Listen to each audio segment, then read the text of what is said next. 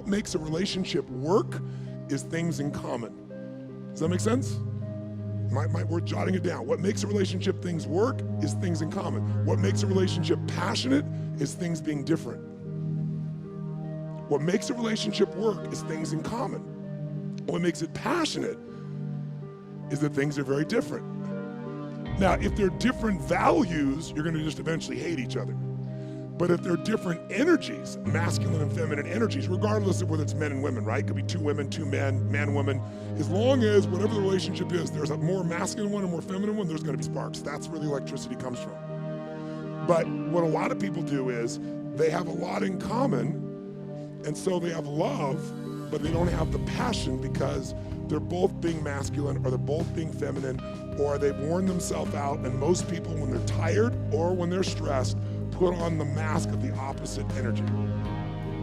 Most women under stress, ladies, you tell me, become more masculine or more feminine? Which one? Under stress, which one? Which one?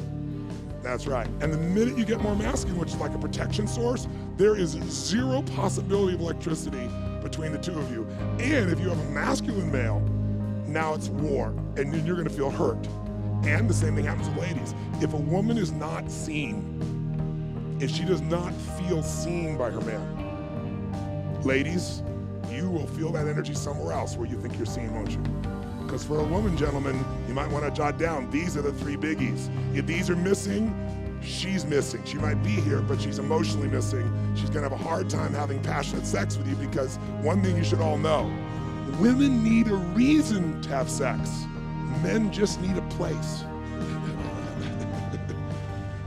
And the reason for a woman is she feels seen, she feels safe, and she feels understood, gentlemen. She feels seen, she feels safe, and she feels understood. Now, these are not just little phrases. These are life and death of your relationship with a woman. Now, when I say a woman, I apologize, a feminine energy. Because there are women who are masculine, these three don't matter, right? You follow the difference? And that doesn't mean sexual preference. You can have somebody be gay or lesbian, and they can still be the opposite energy. It doesn't matter, okay? So if you're with a feminine energy, that energy needs to be seen. Now, men tend to be in one focus all the time. That's the way our brains function. We go into total concentration. Our power is our ability to let go of everything except what we focus on. A woman's power is that she can feel everything simultaneously. A woman can be here talking to this woman and she's hearing both of their conversations going on and the child in the back, and can tell by the tone of voice of the child what they're doing, or they're getting into monkey business or not. And a part of her is thinking about the checklist she needs to do over here, and she's having empathy for the woman in front of her. Guys are like, you're crazy, there's no possibility. And so women assume that men just aren't paying attention to them when men are doing what their brain does, single focus power. It's what women would be able to do if they felt the same confidence that men does.